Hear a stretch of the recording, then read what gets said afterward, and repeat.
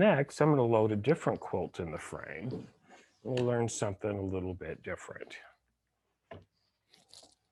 So let me get my thread, my fray check. I'm going to take off the magnets.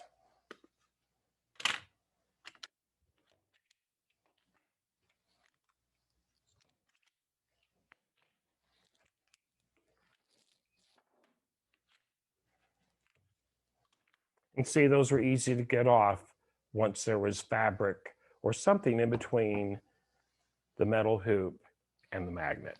Okay, so there that is. Let's go to the back of it. And you get a really good look at what the quilting is going to looks like. I did not cut my bobbin thread like I thought I had. Woohoo. Honestly, usually I take my frame out of the quilt. I take my frame off of the machine each time that I hoop so I can deal with my bobbin threads. So let's check this out now. Look at that quilting. That's what we just did right there. Isn't it pretty? The back of your quilt should look just as beautiful as the front. Look at the beautiful texture.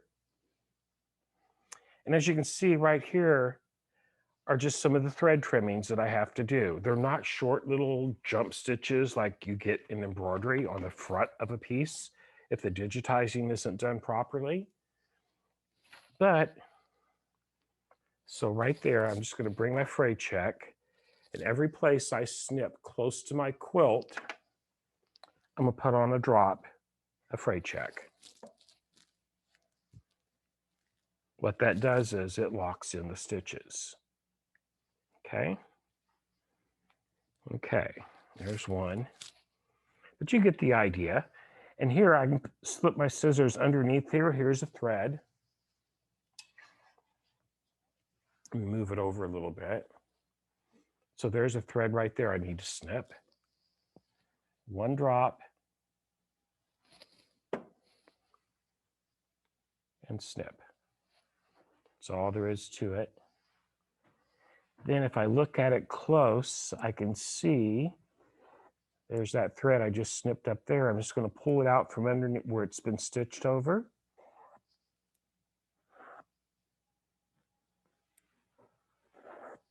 Now in hand quilting, you'd have to thread these threads with a needle and stick them in between the fabric and the quilt batting. Is how you would, it's called burying a thread. We don't have to do that with this technique. Here we go. Right there, I need to snip. And as you can see, it's easy to do. Now I will show you what it looks like if you don't do this. If you actually have the thread cutter cut every time. I have another sample that I'm going to go grab to show you what the difference looks like. Okay, so this one, this is another Hoffman Dream panel that I quilted before I figured out how to not have the embroidery thread, how to turn the embroidery thread cutters off. Because if you don't turn them off, your back of your quilt can look like what this does. So let me get my microphone back on. And fingers work. I'm going to hang it around my neck. There we go. Okay.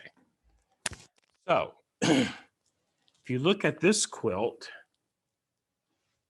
see all those little threads? That's where it cut jump stitches at, and I did not have the outline turned on.